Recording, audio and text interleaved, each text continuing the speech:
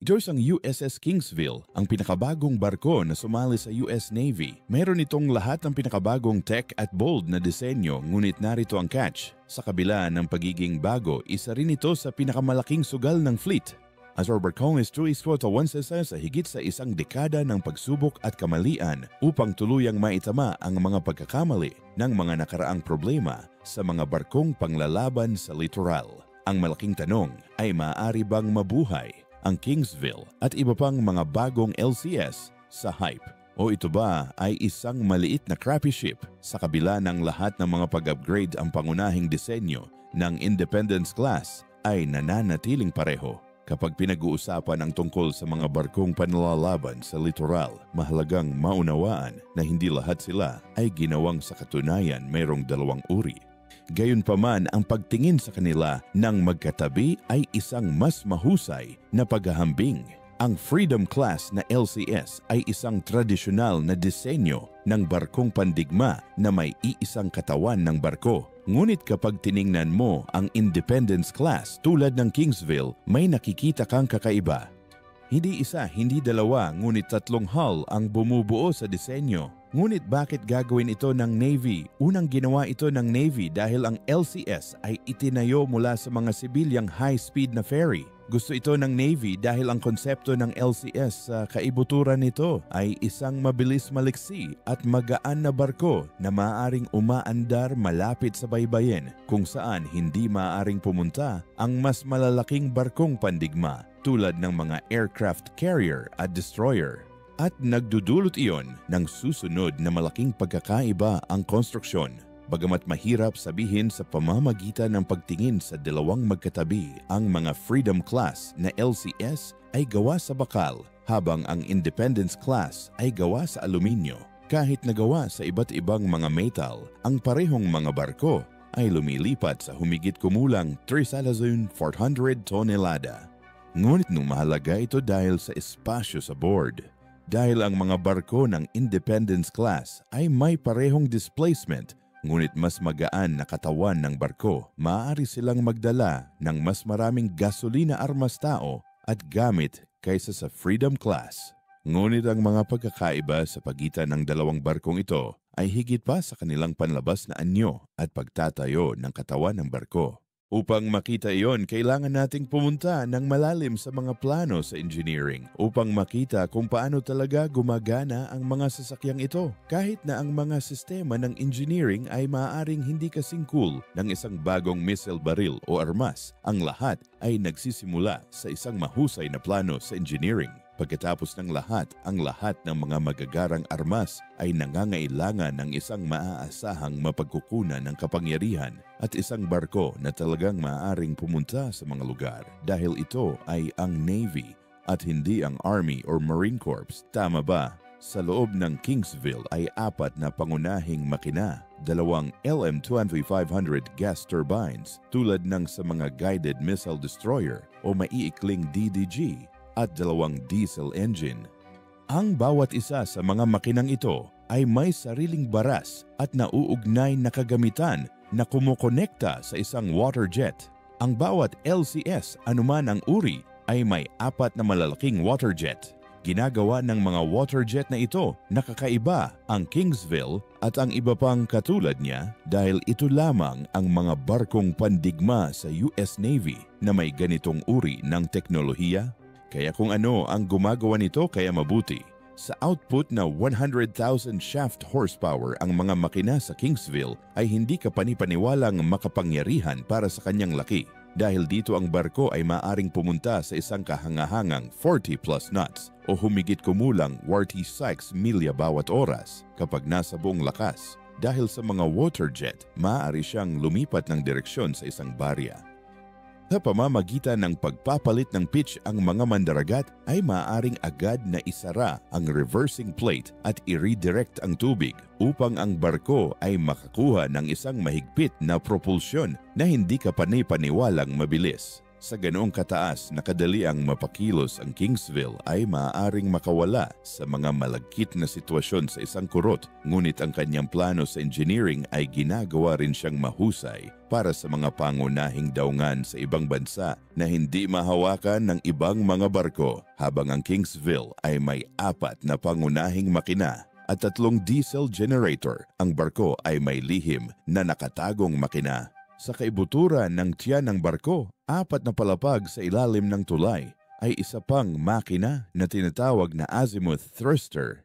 Ang azimuth thruster ay isang revolusyonaryong makina na talagang makakatulong sa parehong nakagawian at emergency na sitwasyon. Matatagpuan sa ilalim ng barko. Ang azimuth thruster ay isang diesel engine na umaabot sa ilalim ng barko sa panahon ng mga pinaghihigpitang paglilipat ng tubig.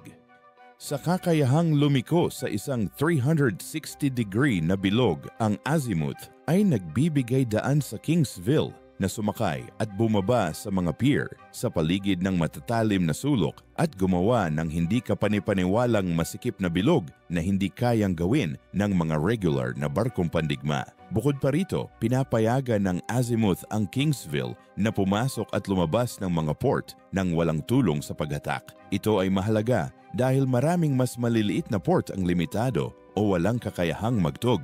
Ngunit sa kanyang maliit na 19-foot draft, ang Kingsville ay maaaring pumunta sa mga lugar na tradisyonal na hindi mapupuntahan ng Navy. At ito ay may ilang medyo malubhang kahihinatnan para sa mga kaaway ng Amerika. Halimbawa, sa pamamagitan ng pagtatago sa mga mababaw na daungan or cove, maaaring tambangan ng mga barko ng LCS ang mas malalaking pormasyon. Sa kanilang mataas na bilis, ang Kingsville ay maaaring umatake at pagkatapos ay tumakas sa isang lugar kung saan walang sinuman ang umaasa na may isang barkong pandigma na pupunta.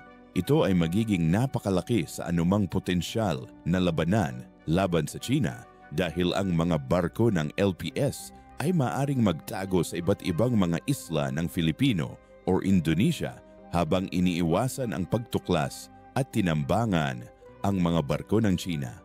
Pagdating doon, ang mga barko ng LCS ay maaaring magdala ng ilang kamangha-manghang mga armas sa labanan kabilang ang ilang hindi pa nakikitang mga armas na kayang lubusang makapilayan ang mga armada ng China.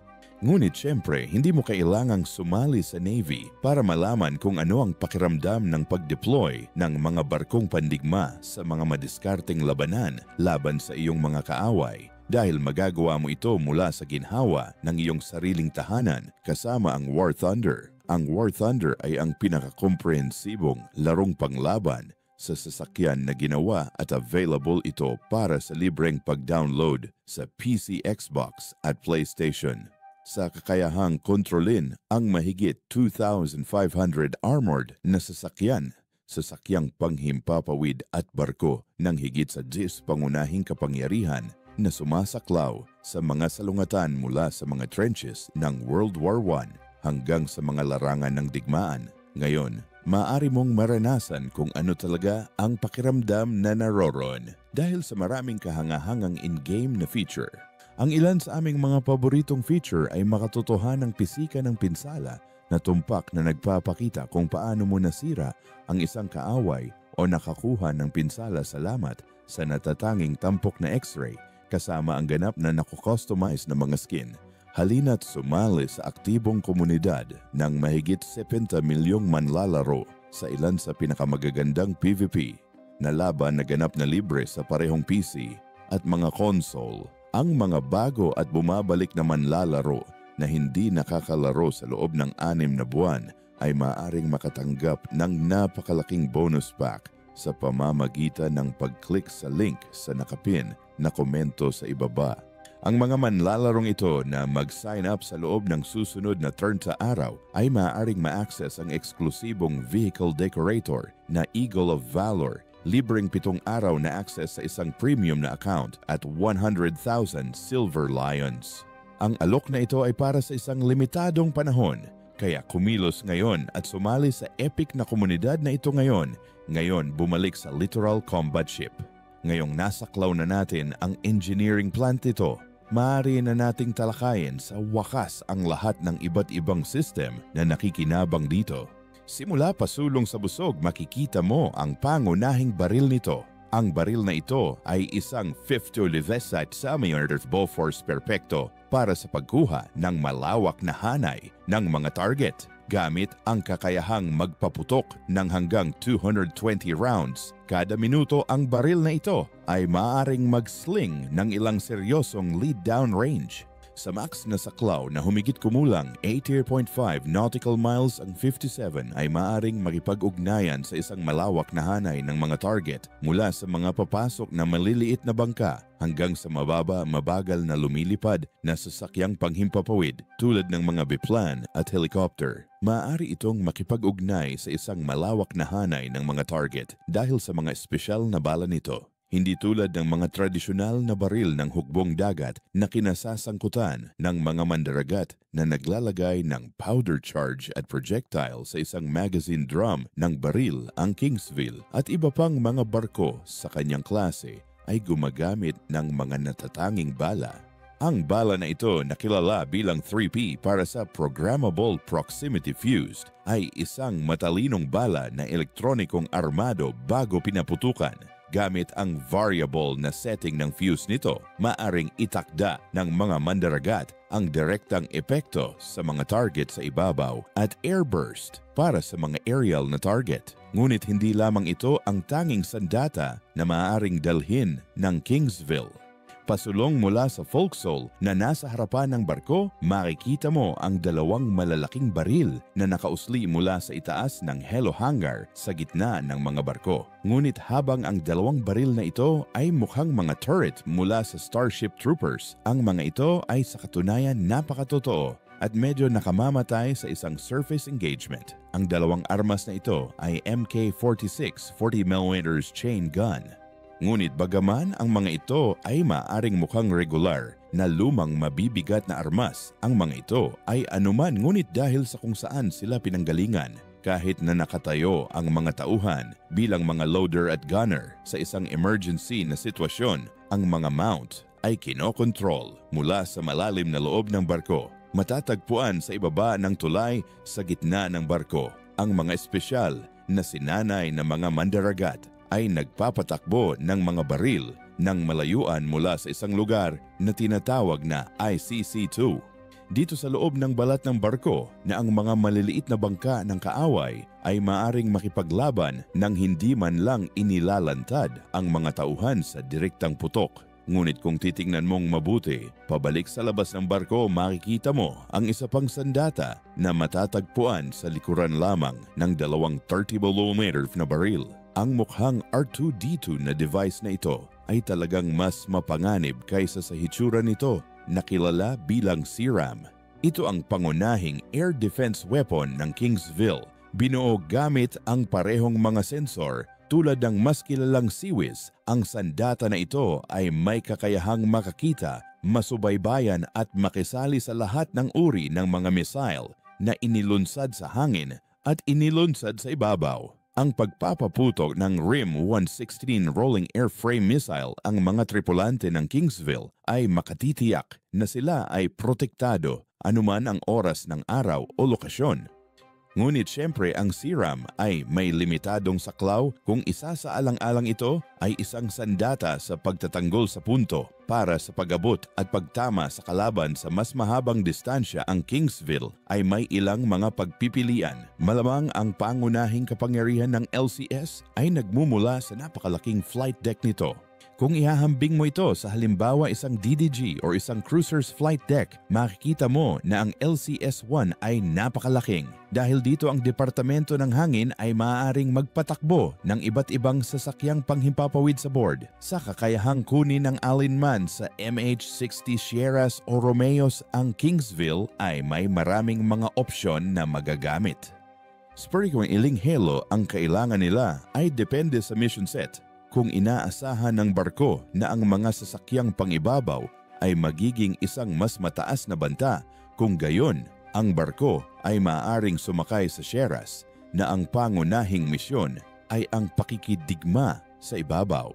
Kung iniisip ng barko na ang mga submarino ang magiging pinakamasamang bagay sa kanilang nilalayon na lugar ng operasyon. Kung gayon, ang isang Romeo ay magiging mas mahusay na may dipping sonar at kakayahang maglunsad ng mga torpedo. Gayunpaman, may isa pang alas dahil sa malaking flight deck nito. Kilala bilang MQ-9 Fire Scout, ang aerial drone na ito ay perpekto para sa pagpapalawak ng mga mata at tainga ng barko. Dahil ang radar range ay hindi walang limitasyon, magkakaroon ng isang punto kung saan ang Kingsville ay hindi madaling makakita ng mga puwersa ng kaaway sa paligid nito. Gamit ang Fire Scout na gagawa ng Kingsville na itulak ang mga saklaw na nakikita nito ng higit pa sa mga kakayahan ng radar nito salamat sa advanced na camera at mga data link system na nakasakay. Bagamat nasaklaw namin ng husto ang mga armas at kakayahan mula sa labas ng barko, ang Kingsville ay mayroon pa ring maraming kakayahan mula sa loob. Kung titingnan mo ang labas ng barko, makikita mo na halos kalahati nito ang nakapaloob sa ganitong box type na disenyo. At hindi ito ay hindi lamang para sa palabas o isang paraan upang ilihis ang pagbabalik ng radar ng kaaway. Ito ay talagang bahagi ng barko na tinatawag na Mission Bay. Pagtingin sa loob ng Mission Bay at makikita mo na ito ay mahalagang parang isang higanteng bodega. Ang lahat sa kahabaan ng deck ay mga anchor point upang itali ang mga lalagyan ng kargamento. Nasa loob din ang iba't ibang forklift at maging ang malaking mobicon na idinisenyo para magdala ng mabibigat na containerized na kargamento. Ngunit para saan ginagamit ang lahat ng bagay na ito? Noong idinisenyo ni Ostal ang LCS, naisip ng Navy brass na ang bawat isa ay magkakaroon ng interchangeable mission package tulad ng air warfare, surface warfare, mine warfare at anti-submarine warfare. Upang mapaunlakan ito, inilagay ng mga taga-disenyo ang napakalaking mission bay na ito kasama ang lahat ng kagamitang ito na mahalagang tulad ng isang higanteng set ng erektor ng militar. Sa napakalaking espasyo, kayang tumanggap ng Kingsville ng malawak na hanay ng mga pakete ng misyon. Gayunpaman, ang kagamitan sa loob nito ay maaring gamitin para sa maraming iba't ibang dahilan. Halimbawa, depende sa configuration, ang Twin Boom Extendable Crane or TBX sa likuran ng Mission Bay ay maaaring mag-deploy ng napakalaking 11-meter RHIB or Mine Hunting System. Bukod pa ito sa 7-meter RHIB na karaniwang mayroon ng barko para sa mga search and rescue operations. Ngunit sa kabila ng lahat ng kahangahangang kakayahan na ito, ang LCS ay nakakuha ng masamang rep sa paglipas ng mga taon para sa ilang bagay na bagamat totoo, noon hindi na nalalapat ngayon ay lubhang nabawasan o ang mga mandaragat ay nakahanap ng mga paraan upang labanan ang mga ito. Isa sa mga pinakamalaking reklamo tungkol sa LCS ay ito ay isang gas guzzler. Ito ay hindi maikakaila na totoo kung isa sa alang-alang na ang mga barko tulad ng Kingsville ay magsusunog ng matinding dami ng gasolina sa maikling panahon upang pumunta sa mataas na bilis. Dahil dito ang mga barko ng Independence Class ay dapat magsagawa ng muling pagdadagdag ng mas madala sa dagat kaysa sa iba pang mga barko. Ang paggawa nito ay naglalantad sa kanila sa higit pang panganib sa isang sitwasyon ng salungatan at nagpapababa ng saklaw at bilis ng barko kapag kakaunti ang gasolina. Gayunpaman, ito ay bahagyang negatibo at ang con na ito ay nakatanggap ng maraming masamang press. Sa katotohanan, ang mga mandaragat ay walang lahat ng pangunahing makina sa anumang naibigay na oras. Sa katunayan, kadalasan ang LCS ay magpapasingaw gamit ang isa o dalawang diesel online upang makatipid ng gasolina dahil ang output na kanilang ginagawa ay higit pa sa sapat para sa mga karaniwang operasyon. Siyempre, kung may magaganap na labanan, ang isang kapitan ng barko ay mag-uutos ng lahat ng magagamit na makina na dinala online tulad ng anumang iba pang barko. Ang isa pang pangunahing issue sa LCS, lalo na ang Independence Class, ay ang mga hindi kapanipaniwalang senaryo ng pag-crack ng hull. Muli, ang problemang ito ay na-overplay ng media, ngunit ito ay isang problema pa rin. Mahalaga ang mga parusa sa Mission Bay ay hindi pinalakas ng maayos sa panahon ng pagtatayo ng mga sasakyang dagat. Nagdulot ito ng matinding bitak sa mga flight deck ng naunang Independence class na mga barko katulad ng LCS-18 at Bago. So ito ay naisang problema dahil nililimitahan ng bilis nito ang maraming LCS na lumampas sa ilang partikular na bilis at posibleng makapinsala sa flight deck na magpapababa nito para sa mga operasyon sa himpapawid. Sa isang katulad na ugat, nagkamali din ang media sa isang katulad na isyu na may pagiging maaasahan kaya hindi patas na ganap na baliwalain ang buong programa. Natatandaan mo ba kanina nung pinag-usapan natin ang iba't ibang uri ng mga barko ng LCS? Ang Freedom Class na mga sasakyang dagat ay may isang napakalaking over-engineered na propulsion plane na may tinatawag na combining gear na nagdadala ng gas turbine at diesel engine papunta sa isang shaft. Ang sobrang ambisyosong piraso ng junk na ito ang sanhi ng karamihan sa mga problema sa engineering ng LCS gaya ng naka-highlight sa nakapipinsalang ulat ng ProPublica na inilabas noong nakaraang taon. Bagamat ang mga barko ng Independence class tulad ng Kingsville ay nagkaroon ng kanilang patas na bahagi ng mga isyu, wala silang ganitong nakamamatay na depekto tulad ng mga barko ng Freedom class dahil ang bawat makina ay may sariling shaft. Ang huling pangunahing problema ng mga barkong ito sa kasaysayan ay ang iba't ibang mga pakete ng misyon ay hindi gumagana ng maayos.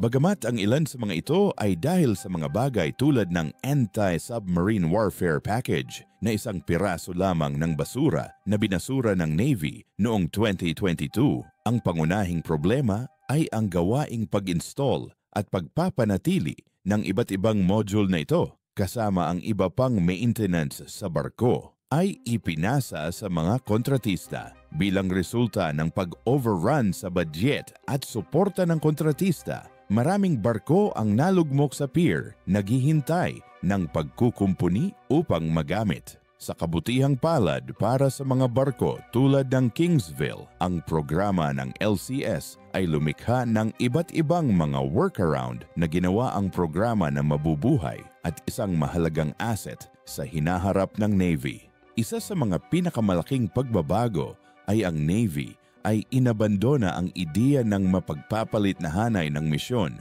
Noong unang itinayo ang barko sa Kongreso, naisip na ang isang barko ay maaaring sabihin magkaroon ng isang air warfare package upang makapasok sa isang pangunahing daungan sa isang lugar.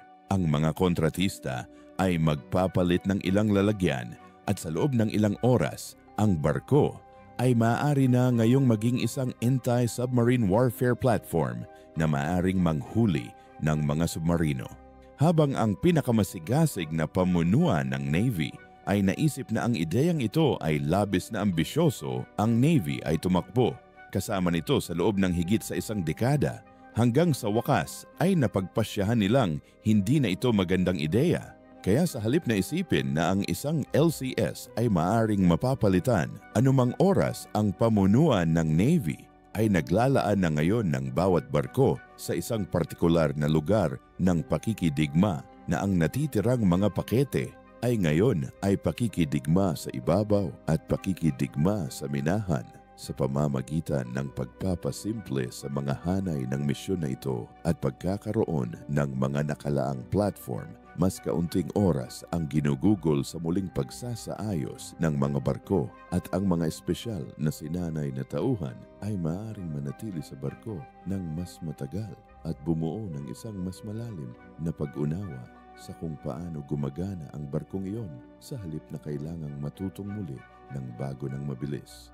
Ang isa pang malaking pagbabago sa programa ay ang pagpapahinto sa paggawa ng mga barko ng Freedom Class LCS. Dahil ang karamihan sa mga problema sa programa ng LCS ay nagmula sa mga barkong ito, sa wakas ay kinansela ng Navy ang karagdagang produksyon ng mga ito noong 2023. Ngayon na may mas maraming pera na gagastusin ang mga isyu sa pagkumpuni ng mga piyesa at mataas na singil sa kontratista ay madaling mabayaran at ang mga barkong ito ay hindi na mga hukay ng pera. Sa pagsasalita ng pera, isa pang nagbago ay ang hindi paggastos ng napakaraming pera sa suporta sa kontratista. Noong unang mag-online ang programa ng LCS, gusto ng brass ng napakaliit, lubos na sinanay ng mga crew na magpatakbo nito, ngunit may 40 core crew na lang na ngayon ay humigit kumulang 600 katao dahil hindi pa sapat ang quartz nagkaroon noon at ngayon ng kaunting oras upang magsagawa ng parehong dami ng maintenance check sa isang may ihahambing na barko tulad ng isang DDG na may higit sa 200 katao na dapat gawin. Sa napakaraming trabaho at napakakaunting tao, ang Navy ay kinokontrata ang karamihan ng trabaho sa loob ng maraming taon. Gayunpaman dahil sa mga tagalobi at pampulitikang alitan mula sa mga politiko na mas nag-aalala tungkol sa pagiging mahalal kaysa sa paggastos ng pera nang naaangkop itinayo ng mga kontratista ng depensa ang Navy para sa bilyon-bilyong dolyar sa mga eksklusibong kontrata sa pagpapanatili. Ang mga kontratang ito ay kadalasang nagbabawal sa mga tauhan ng barko na hawakan man lang ang kagamitan na kanilang pinapatakbo at umasa sa mga repair technician na pinalipad sa buong mundo sa gastos ng nagbabayad ng buwis. Pagkatapos ng higit sa isang dekada nito, sinabi ng Navy na sapat na at sa pangkalahatan ay pinilit ang mga kontratista ng depensa na turuan ang mga mandaragat sa mga sentro ng pagpapanatili ng rehiyon kung paano gawin ang karamihan sa pagpapanatili.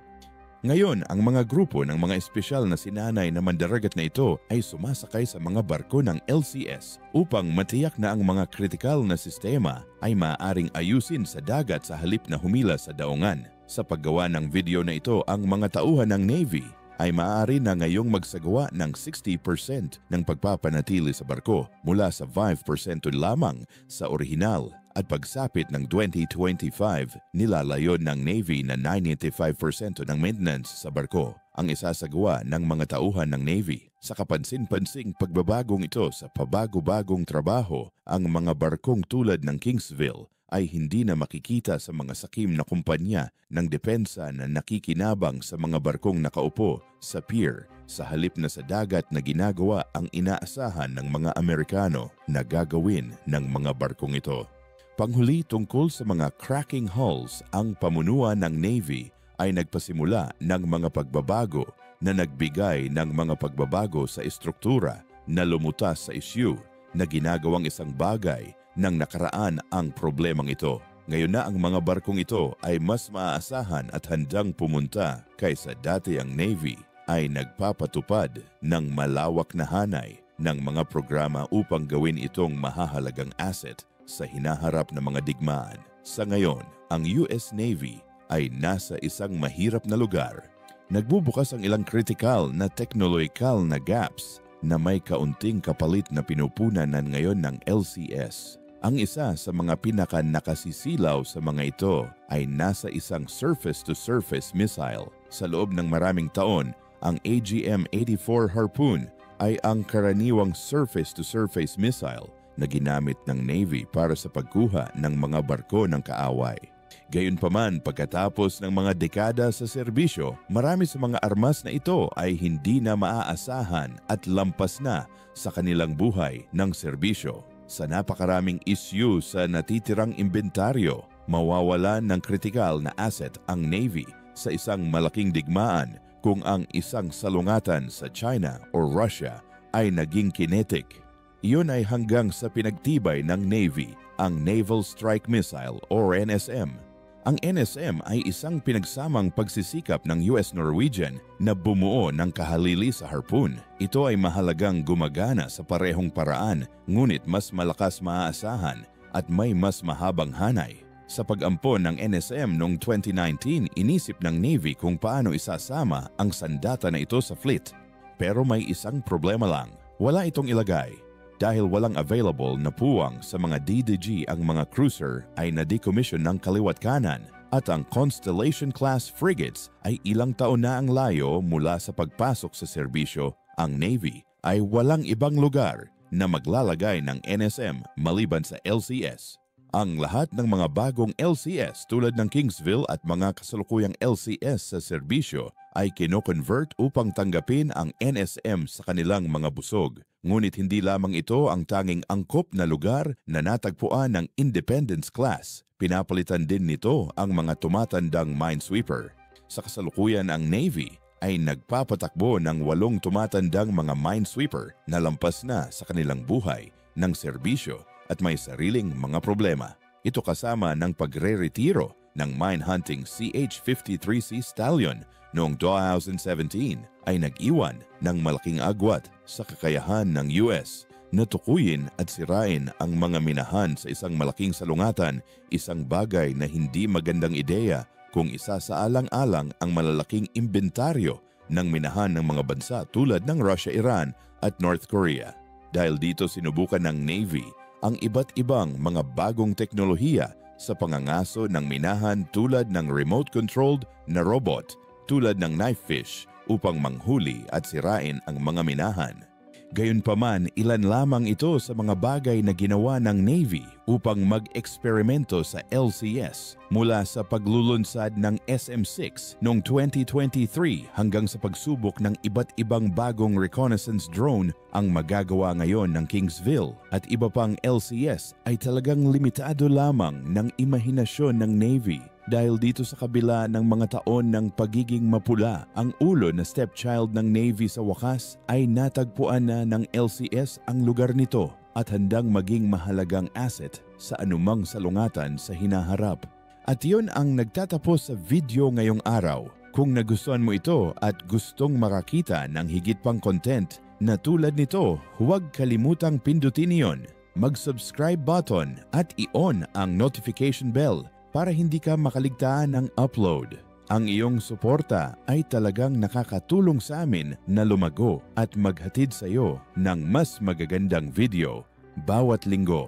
Mag-drop ng like, ibahagi ito sa iyong mga kaibigan at ipaalam sa amin ang iyong mga saloobin sa mga komento sa ibaba. Salamat sa panonood at makikita kita sa susunod